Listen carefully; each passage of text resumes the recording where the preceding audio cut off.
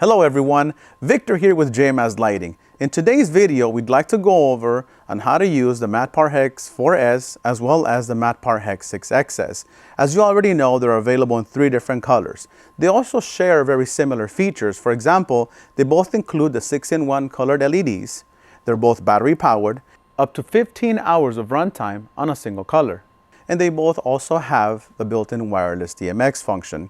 One of the main differences happens to be that the 4S is a 48 watt fixture and the 6XS is a 72 watt fixture. Now, we also want to go over on how to control them using the D24 battery powered wireless DMX controller. Also, the included IR remote control. But before we get into that, let's make sure you've done the following steps. Pull the light and the AC adapter right out the box. Plug in the DC connector into the light and the other end into the AC outlet. We recommend charging them for 10 hours before their initial use. Right after that, it'll only take 3 hours to a full charge. The AC power adapter is equipped with an LED status indicator. It is red when the light is charging, and once the light is fully charged, the red LED will turn green.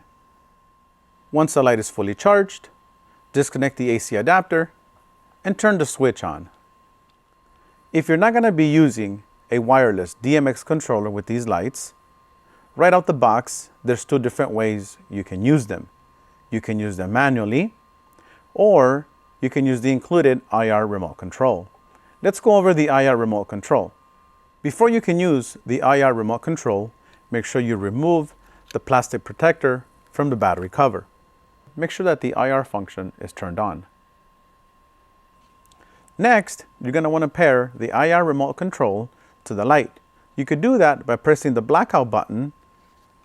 Once the light has acknowledged that the remote has been paired, the LED display on the back will read IR. Make sure that you aim the IR remote control directly to the infrared eye located on the face of the light when pressing the blackout button. This is how the IR remote control is laid out. Right at the bottom, you have 0 to 9 for a total of 10 different static colors you can pre-select from. The plus and minus buttons are your master dimmer from 0 to 255. In the middle of the remote, there's a manual option that allows you to color mix. Above that, you could pre-select different functions from the light, including sound, auto, and strobe functions. Starting with the blackout function on the remote control, when you press it, obviously, as you know, it'll black out the entire light. If you want the light to turn back on, you gotta press the blackout button one more time. Once you've turned it back on, you can now go and access all the other functions like color mixing or the static colors. Next, the auto button on the remote control will access 2 color jumping functions on the light, CC and CP. CC is color jumping from one color to the next, and CP is a color pulse in which the light will pulse from one color to the next. Once you're in those functions, the plus minus buttons on the remote control will change the speed in which the light changes color, 15 being fastest, 1 being the slowest. The sound button on the remote control is going to access 25 different sound modes that are built into the light. The first 5 happen to be the colors RGBW and amber. So what it'll do is it'll drop the light brightness to 50%, and every time it senses the beat, it'll increase it to 100%. It'll also do that for various other static colors. Keep in mind that it also has the ability to switch between 2 different colors. So every time it senses the beat, it'll just switch between 2 different colors, and so on and so forth. To access the different sound modes using the remote control, press the plus minus buttons. The strobe button, it's gonna turn on the strobe function on the light. There are different levels of strobe speed from 1 to 8. Once you press the strobe button once, it'll start at its lowest setting. Once you go ahead and press it again, it'll increment the speed in 8 different steps, 8 being its fastest and 1 being the slowest. The speed button is the only one that does not have a specific function. So when you press it, the light will not respond to anything. The sensitivity button is a very useful function. If you've lost control over what you've done with the light as far as control settings, press the sensitivity button and it'll reset the light. It'll bring you back to the beginning. Right after pressing the sensitivity button, press the blackout button to repair the remote to the light. You can now start over with your color mixing. The percentage button will turn on all 6 LEDs at 10% brightness.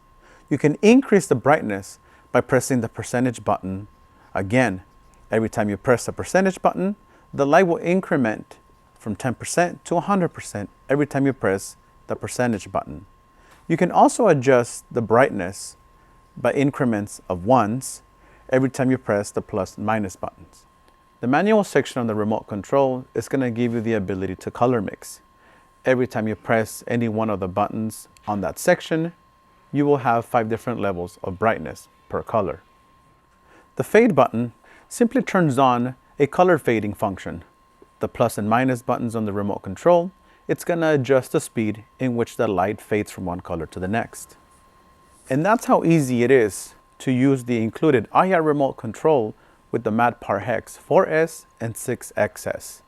The very next step we want to talk about is, what if you have more than one light and you'd like for all of them to respond to the one you're using with the included remote control? Let me show you how easy that is. You first want to start by enabling the Wireless DMX function on the main light. You got to go to the menu options until you find the letters RF. RF followed by either on or off. If it's off, you can press the up and down arrow buttons to turn it on. Once it says that it's on, press the enter button to save that function. Once you do that, the DMX Select Wireless Indicator LED will turn on and it'll start to blink. To start the pairing process, pay attention to the DMX Select button in the back and the wireless indicator LED right next to it. Press and hold it and turn the light switch on. You'll notice that the LED indicator is white as you're holding the button.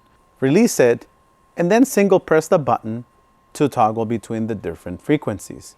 Every color represents a different frequency. Once you find the red one, press and hold the button until it turns white. Release the button and you will notice that the LED wireless indicator will be blinking red. That means that this light is now sending out a wireless DMX signal. At this point, all you should have to do is turn on the rest of your lights and that they are set to address A001. And pay attention to the wireless LED indicator. It should already be blinking green. That means that these have already been paired to the master. Remember, if these are not blinking green, make sure that the RF function is on and that they are set to address A001. Next, press the blackout button on the remote control while aiming at the master light. You will notice that it says IR directly behind it. The master has turned on. You can now use your master to directly control the color of the rest of your lights. The very next thing we'd like to do is give you a tutorial of all the built-in menu options the light has. At the very beginning, there's a total of 3 different modes in regards to channel settings. You have access to a 6-channel mode, a 10-channel mode, or a 12-channel mode. It all depends on how much DMX control you'd like over the light. D001 happens to be a basic 6-channel function. A001 is a 10-channel function, and S001 is a 12-channel function. Next, we've got the battery indicator. It is represented by an underscore followed by a number. This represents in percentage how much battery lifetime you have left. The S-SL or S-FA basically determines how the light will react when you're dimming between colors. -SL means that the light will have a slow dimming effect. S-FA means that the light will dim fast as you move up and down your DMX controller. D-HO or D-OF basically determines how the light will react whenever it loses DMX signal. D-HO means that the light will stay lit in the last color it was on prior to losing the DMX signal. D-OF means that the light will turn off immediately once it's lost the DMX signal. The RF ON or RF OF is basically how you turn the built-in wireless DMX function on or off. The next function has to do whether you want to use the infrared remote control option or not. IR followed by ON or IR followed by OF indicates whether the infrared remote control eye on the light is turned on or off. The very next 6 options have to do with manual color mixing, starting with red and ending with ultraviolet. This is the section you will use to mix your own colors, 0 being off and 255 being max bright setting for each independent color. The very next function is only going to be used when you are using the infrared remote control. The I followed by a number represents brightness of the light. Whenever you're using the remote control and you press a percentage button, it'll increment the brightness of the light, 0 being off and 255 being all colors at maximum brightness. FF followed by a number basically controls the strobe function manually, 0 being its slowest and 15 being its fastest speed. The CL followed by a number gives you access to a maximum of 32 built-in static colors. CC followed by a number is a color jumping function. You have 15 different settings, 0 being its slowest and 15 being its fastest speed. In this setting, the light will jump from one color to the next, and you control how fast you want those colors to jump from one to the other. DE is a color fading option. There is 15 different options depending upon how fast you want the color to fade from one color to the next, 0 being the slowest and 15 being the fastest. CP is not a fade or a color jumping function. It's actually a pulse. This will make the light pulse from color to color, and you have the option to control how fast it jumps from one color to the next, 15 being its fastest speed and 0 being the slowest. The very next 2 options are related to each other. SU turns on the sound active mode, and you have 25 different options to choose from depending on your preference. SP followed by a number controls how fast you want the light to dim before it switches to the next color, 05 being the fastest and 00 being the slowest. The very next setting still has to do with sound active mode. If you want the master light to control the sound mode of the rest of the lights within its network, then you're going to want this function to say NO. This means the master light is using its own microphone to control the sound mode of all the lights within its network. If you would like for every light to use its own built-in microphone in sound mode, then this setting would be set to YE, which is short for yes. Allow me to explain. There's some venues where the master light will be closer to your speakers so it's able to pick up the sound or the beat a lot better than the one that's 50 feet away from the speakers in the back of the room. In this kind of setting, if you want all your lights to be synchronized, you're going to want that setting to be set to no. In other words, by setting this function into yes or no, the master light is basically telling the rest of the lights, yes, I want you to use your built-in microphone, or no, I don't want you to use your built-in microphone because I'm the one listening to the beat, telling you when to change. The letter T followed by a number represents the built-in temperature of the light. This is represented in Celsius. VER followed by a number basically represents the built-in software version of the light. And lastly, we have the letter R followed by the word set. This is short for reset. This basically resets the light just in case you've lost control over what you're doing with it, whether you're trying to pair it with wireless DMX or you're trying to color mix, but you've lost control over the settings. You can use this button to reset the light and start over. The very next step we want to talk about is what if you have more than one light and you'd like to control all of the lights in your network with one master light. You first want to start by enabling the wireless DMX function on the main light. You got to go to the menu options until you find the letters RF.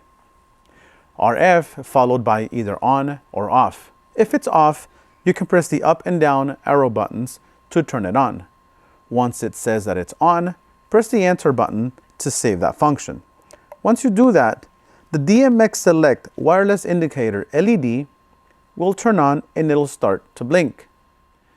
To start the pairing process, pay attention to the DMX Select button in the back and the wireless indicator LED right next to it. Press and hold it and turn the light switch on. You'll notice that the LED indicator is white as you're holding the button. Release it and then single press the button to toggle between the different frequencies. Every color represents a different frequency. Once you find the red one, press and hold the button until it turns white. Release the button and you will notice that the LED wireless indicator will be blinking red. That means that this light is now sending out a wireless DMX signal. At this point, all you should have to do is turn on the rest of your lights and that they are set to address A001. And pay attention to the wireless LED indicator. It should already be blinking green.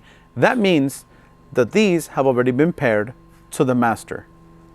Remember, if these are not blinking green, make sure that the RF function is on and that they are set to address A001. And that's how easy it is to control all of the lights in your network with one master light.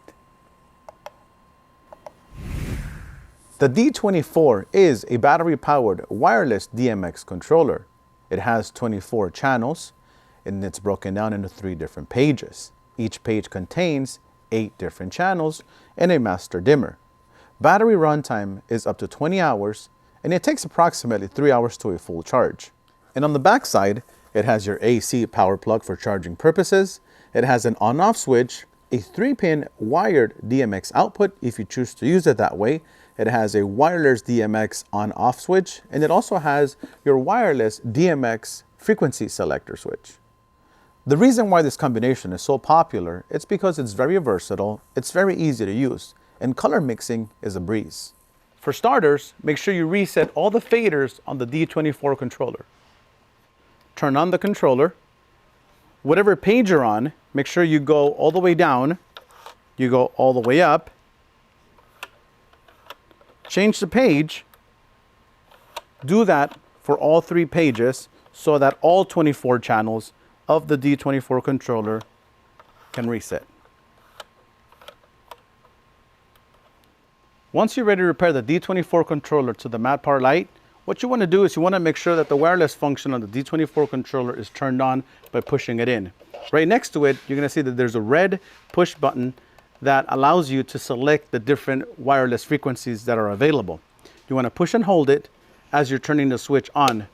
Once that happens, you're going to select the different colors. So every time I press it, what I'm doing is I'm going through the different wireless frequencies. I'm going to select the red one.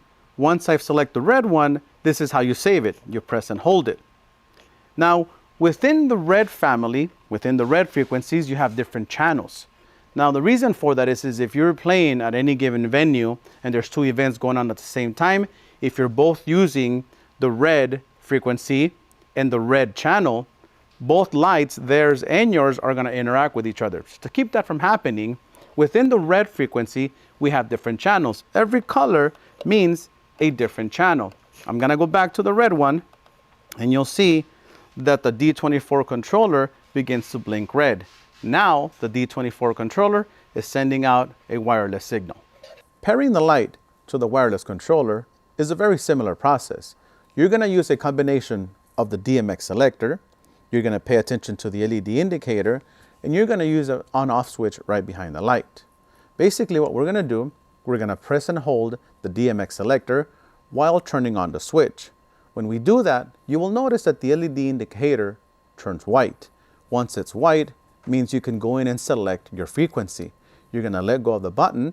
Once you find the red frequency, you're going to press and hold it until the light turns white.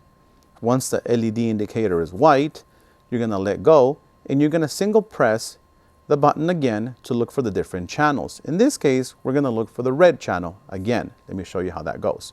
Press and hold the button, turn the switch on, LED indicator is white, let go.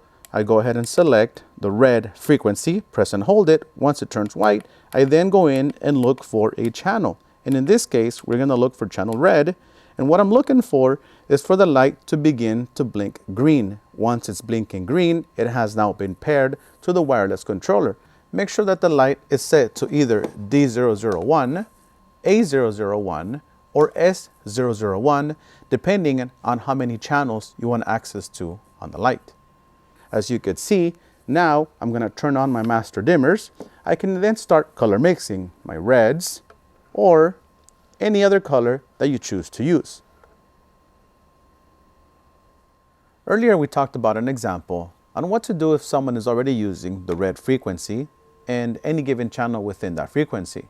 What we're going to do right now is we're going to show you how to pair your lights so that they don't interfere with someone else's lights, just in case you happen to be playing in the same venue.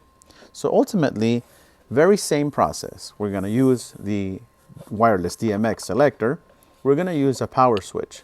You're going to press and hold the wireless DMX selector while turning on the switch. When the LED indicator turns white, you let go. You're going to look for the red frequency, and then we're going to look for a channel within that frequency. When the light turns white, you let go. You now look for a channel. In this case, instead of red, because these are already being used in the red channel, we're going to select the yellow channel. Once you find it, you let go, and then you proceed to pair your light to it. In this case, what we're going to do is we're going to grab this light. Same process. You're going to press and hold the wireless DMX selector. You're going to pay attention to the LED indicator as you turn on the switch. Press and hold the wireless DMX selector. Turn the light on. When the LED turns white, you let go, and you're going to look for the red frequency. Press and hold it. Once it turns white, you're going to look for the yellow channel. You find it, simply let it go. Now, these lights are paired in the red frequencies with the red channel. We now have this light paired within the red frequency, but we are using the yellow channel. As you could see, I can now use my indicators here to be able to control this set of lights under the yellow channel, and this set of lights are now being controlled on the red channel, both in the same frequencies, but they're being used under different channels. Hopefully that helps. One of the great benefits of owning the Mad Par Hex 4S or 6XS is that there's a charging case available for it. The charging case is also a road case. It could be purchased separately or as an added value. We will include one in there for you whenever you purchase these lights in packs of 10. The charging case includes a PowerCon AC cable. It includes soft rubber caster wheels that won't stain or scratch any flooring. It has 10 independent AC outlets for each one of the lights. It also has 4 handles conveniently located, 2 on each side of the charging case. And 2 of the rubber caster wheels are lockable for your convenience. It also has a lid which has the stackable indentations on it, so in case you own more than one of these cases, you happen to own 10, 20, or 30 of them, you can easily stack them one on top of each other so you can roll them in and out of your venues without any problems. And it also includes a compartment right in the middle so you can store the charging cable, you can store your D24 controller, and it even has room for a couple of IR remote controls. For best practice, we recommend that during the charging process of the lights, you keep the lid open. A charging battery gets warm and you don't want to trap that heat inside the case. You want to make sure that all of your light switches have been turned off. You want to also make sure that your AC to DC adapters are plugged into each light and into the strip. At this point, you will notice that the LED on the charging adapter may be green. This simply means that the charging adapter has acknowledged that you have plugged in the light. Plug the PowerCon AC cable into the case and into the wall. At this point, you're ready to turn the main power switch on to start the charging process. Whenever you turn the switch on, You will notice some of the charging cables will show a red LED, others may show a green LED. What that means is the lights showing a red LED are being charged. The ones that have a green LED don't require additional charge. And that is how you use the battery-powered Mad Par Hex 6XS, the 4S, with either a D24 wireless DMX controller, manually as a standalone unit, or with the included IR remote control. Thanks for watching. See you next time.